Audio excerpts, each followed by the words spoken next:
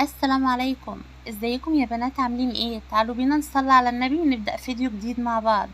اول حاجة هجيبها بيضة بدرجة حرارة المطبخ وعليها رشة فانيليا ومعلقة كبيرة ونص سكر، معلقة من اللي هي بتاعة الاكل العادية. هخفقهم كويس مع بعض. هنزل عليهم بربع كوباية من الزيت وربع كوباية من الحليب ونص كوباية من المية وكوباية من الدقيق وربع معلقة من البيكنج باودر، وهخفق المقادير كويس. الخليط السمك بتاعه اخف من خليط الكيك شوية. خلاص كده بقى جاهز.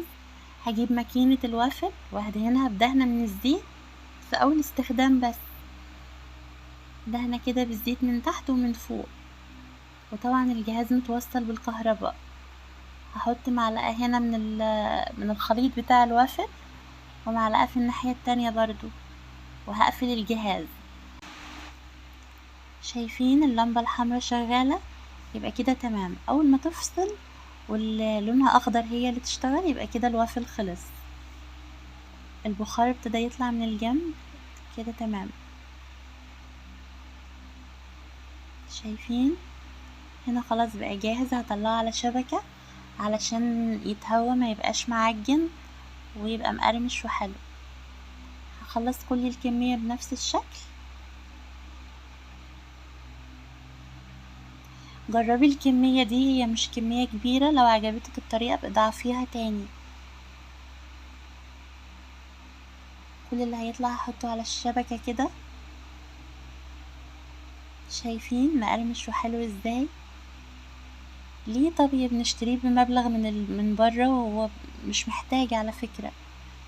هنا هزين بصوص شوكولاتة وكراميل وفراولة وشوية كده من المكسرات. انت زيني بالشكل اللي يعجبك، ممكن بعسل نحل، ممكن بايس كريم. شوفي انت بتحبي ايه واعمليه. ممكن تاكليه من غير ما تحط عليه حاجة، هينفع برضو. لو وصلت معايا لحد هنا ما تنسينيش بلايك حلو منك، تشجيعا منك ليا، وسجلي الوصفة عندك وجربيها وقوليلي رأيك في الكومنتات. يا رب اكون فدتك في الفيديو بتاع النهاردة.